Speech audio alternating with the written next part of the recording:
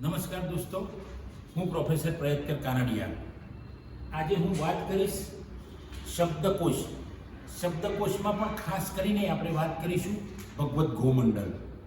ભગવદ્ ગોમંડળ એટલે ગુજરાતી શબ્દકોશોનો મહાસાગર.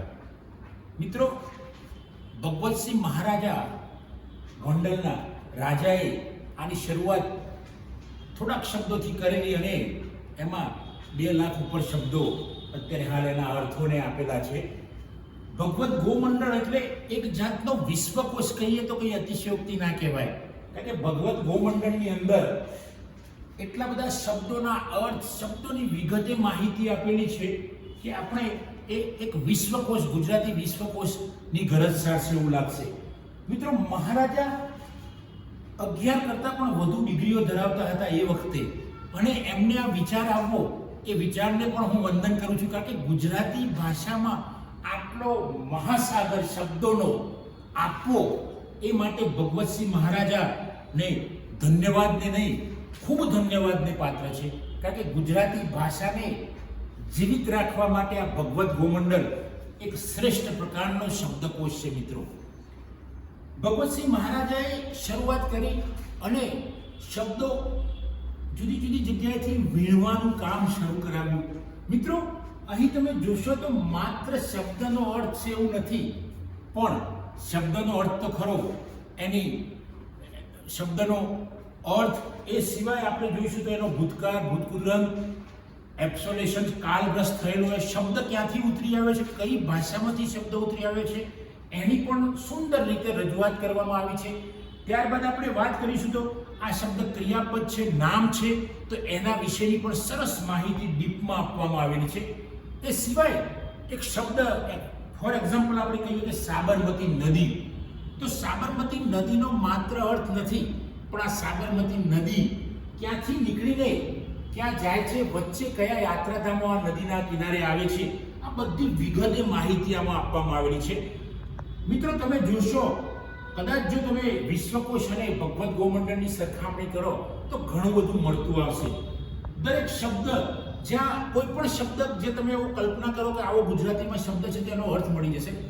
પહેલા મારા નામનો અર્થ હું વિચારતો હતો, પણ એકવાર મેં ભગવદ્ ગોમંડળમાં જોયું તો ભગવદ્ ગોમંડળમાં મારા નામનો અર્થ પ્રયત, એનો અર્થ મળી ગયો અને મેં શોધી કાઢ્યો. ઘણા લોકો નામ આપવા માટે ભગવદ્ ગોમંડળનો ઉપયોગ કરે છે. મિત્રો, યુપીએસસી, જીપીએસસીની પરીક્ષા આપતા વિદ્યાર્થીઓ જેમને ગુજરાતી વિષય હોય અથવા તો લાઇબ્રેરી સાયન્સમાં જેઓ કોમ્પિટિશન અથવા તો એમએલઆઈસી, બીએલઆઈસીની એક્ઝામ આપતા હોય, એમના માટે પણ ભગવદ્ ગોમંડળ ખૂબ ઉપયોગી છે. કારણ કે એમાં શબ્દો, અઢળક શબ્દો છે. આ ભગવદ્ ગોમંડળ એ 9 ભાગમાં વહેંચાયેલો છે. પ્રવીણ પ્રકાશન રાજકોટ દ્વારા એનું પ્રકાશન થયેલું છે. પણ અદ્ભુત ગ્રંથ, તમે જોશો હાથમાં લો તો એ ગ્રંથ પકડતાની સાથે આપણે આનંદ વિભોર થઈ જઈએ. એની સંક્ષિપ્ત આવૃત્તિ પણ છે. આ ગ્રંથ મોટી મોટી પબ્લિક લાઇબ્રેરીમાં છે, એકેડેમિક લાઇબ્રેરીમાં પણ હોય છે. ગુજરાત વિદ્યાપીઠના મધ્યસ્થ ગ્રંથાલયમાં તો આ ઉપલબ્ધ છે. 9 વોલ્યુમ પણ એના છે અને સંક્ષિપ્ત વોલ્યુમ પણ એનો છે. મિત્રો, આ શબ્દનો મહાસાગર ભગવદ્ ગોમંડળ એટલે શબ્દોનો મહાસાગર. આ શબ્દોના મહાસાગરમાંથી આપણે આપણી ભાષાને ભૂલી શકતા નથી, આપણી ભાષાને તાજી રાખી શકીએ છીએ. વિદ્વાનો, લેખકો, કવિઓ, સાહિત્યકારો આ શબ્દકોશનો ઉપયોગ કરીને પ્રકૃતિનું સુંદર રીતે વર્ણન કરી શકે છે. મિત્રો, મેં પણ 50 જેટલી બુક લખી છે, તો મેં ભગવદ્ ગોમંડળનો ખૂબ જ ઉપયોગ કર્યો. ભગવદ્ ગોમંડળ ઓનલાઈન પણ છે. તમે ગૂગલમાં જઈને ખાલી કોઈ શબ્દનો અર્થ આપજો, સીધા તમને ભગવદ્ ગોમંડળ તરફ લઈ જશે.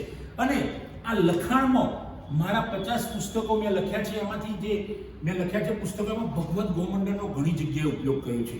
ભગવદ્ ગોમંડળના વિશે કોઈકને તમે કહેશો કે બધાને ખબર હોય છે કે ભગવદ્ ગોમંડળ એટલે શું છે, એમાં કેવા શબ્દો છે. ગુજરાતી ભાષાને જાગૃત રાખવા માટે, એને જીવિત રાખવા માટે આ ગ્રંથ એ ખૂબ અગત્યની ભૂમિકા ભજવી છે. શબ્દકોશ તો બધા સારા જ હોય છે, પણ આટલો વિશાળ શબ્દકોશ એ જે વિશ્વકોશની ગરજ સારે છે, એને આપણે જોઈશું તો એની અંદર કોઈ પણ શબ્દ, નાનકડો શબ્દ તમે સમજશો કે ટાંકણી, ટીન, તો આનો અર્થ શું છે? વાયુ, તો વાયુનો અર્થ શું છે? કૃષ્ણ ભગવાનના અનેક અર્થો આપેલા છે, રામ ભગવાનના અનેક, બુદ્ધ ભગવાનનો અર્થ, બુદ્ધ ભગવાનનું એમની ગહનતા સુધીનો પહોંચાડી દે છે. પાણી શબ્દના કેટલા અર્થ થાય? ધારો કે 15 અર્થ થાય તો પાણી શબ્દના બધા અર્થ આપેલા છે. દરેક તમે જોશો તો દરેક ભગવાન, ધર્મના શબ્દો, દરેક વિષયના શબ્દો, વિજ્ઞાનના શબ્દો, ગુજરાતી ભાષાના શબ્દો, એ સિવાય ભૂગોળ, ઇતિહાસ હોય, કલા હોય, નાટ્ય કલા હોય, નૃત્ય હોય, નાચગાન હોય, તો આ બધા વિષયોના શબ્દો, કારણ કે આ સામાન્ય શબ્દકોશ છે, કોઈ વિષયનો નથી. એટલે આનો બધા જ વિષયો જે આપણા ખાલી માત્ર ગુજરાતની વાત કરીએ એવું નથી મિત્રો, પણ એવા શબ્દો કે જે બીજા રાજ્યમાં ચાલતા હોય પણ એનું ગુજરાતી અર્થ થાય તો ગુજરાતી અર્થ ભગવદ્ ગોમંડળમાંથી મળીએ છે. અઢળક વિષયોનો આ ભંડાર, શબ્દ ભંડાર, અને એની અંદર જો આપણે ડૂબકી મારીશું અને જો આપણે કોઈ સ્પર્ધાત્મક પરીક્ષા આપતા હોઈશું, જીપીએસસી, યુપીએસસી અથવા તો ગણ સેવા પસંદગીની પરીક્ષા, અથવા તો અત્યારે હમણાં જ જે પરીક્ષા આવશે 20મી તારીખે લગભગ ગ્રંથાલય કારકુન અને મદદનીશ ગ્રંથપાલની જે જગ્યાઓને, એના માટે પણ આ ભગવદ્ ગોમંડળ ખૂબ ઉપયોગી નીવડશે મિત્રો. તો ભગવદ્ ગોમંડળ એટલે માત્ર શબ્દોનો અર્થ આપે છે એવું નથી, પણ શબ્દની રિલેટેડ બધી જ બાબતો આપે છે. તો આપ સૌ જો તમે કોઈ ભગવદ્ ગોમંડળ જેણે જોયો હશે એને તો ખબર જ છે, જેણે મોટાભાગના એ નામ પણ સાંભળ્યું હશે, પણ મિત્રો તમે એને હાથમાં લેશો ભગવદ્ ગોમંડળને તો ખૂબ મજા આવી જશે. તો મિત્રો ગુજરાતીને આપણે જીવિત રાખીએ અને ગુજરાતીમાં કંઈક લખતા થઈએ, અને લખતા થઈએ તો આ શબ્દકોશનો આ વિશાળ ગ્રંથનો ઉપયોગ કરીએ અને એના 9 વોલ્યુમને ધીમે ધીમે અડકીશું આપણે, તો આપણને મજા આવશે કે હું મારી માતૃભાષાનો ટચ કરી રહ્યો છું, મારી માતૃભાષાને સ્પર્શ કરી રહ્યો છું, અને જે તળપદા શબ્દો છે એના અર્થ, કહેવતો વગેરેથી આપણે પરિચિત થઈશું મિત્રો. અને ધર્મસ્થળોના નામો તો ખરા જ, એના અર્થ પણ, ધર્મસ્થળ ક્યાં છે એની વિગતે માહિતી, ઇતિહાસ પણ પૂરો પાડે છે, ભૂગોળ પણ પૂરી પાડે છે એની. તો આપ હવામાનની વાત કરશો તો હવામાનના પણ શબ્દો તમને જોવા મળશે. તો મિત્રો આપ સૌને મારી નમ્ર વિનંતી છે કે જો તમે ભગવદ્ ગોમંડળને ના જોયો હોય તો ભગવદ્ ગોમંડળનો ઉપયોગ કરો. ઉપયોગ કરીને આપણી માતૃભાષા ગુજરાતીને જાગૃત રાખીશું. માતૃભાષાને જો આપણે જાગૃત નહીં રાખીએ મિત્રો તો કોણ જાગૃત રાખશે?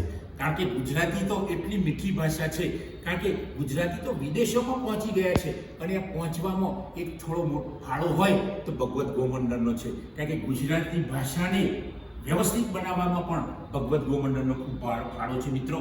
તો આપ સૌને જો ભગવદ્ ગોમંડળ જોવો હોય તો મોટી પબ્લિક લાઇબ્રેરીમાં, ગુજરાત વિદ્યાપીઠના મધ્યસ્થ ગ્રંથાલય જેવામાં જઈને આપ તપાસ કરો તો તમને આ ભગવદ્ ગોમંડળ મળશે મિત્રો. ઓનલાઈન પણ આપ જોઈ શકશો, ગૂગલમાં જઈને કોઈ નામ આપશો તો સીધું તમને ભગવદ્ ગોમંડળ તરફ લઈ જશે. તો મિત્રો જો આપ સૌને આ મારો વિડીયો પસંદ આવ્યો હોય, ભગવદ્ ગોમંડળ વિશેનો, વિશાળ કોશ વિશેનો, મહાસાગર શબ્દોનો એવો આ ગ્રંથ, જો આપને આ મારો વિડીયો પસંદ આવે તો એને લાઈક કરો, શેર કરો, કોમેન્ટ કરો, અને જો મારી ચેનલ સબસ્ક્રાઈબ ન કરી હોય તો સબસ્ક્રાઈબ કરો. Thanks friend, thank you very much. જય હિન્દ, જય ભારત.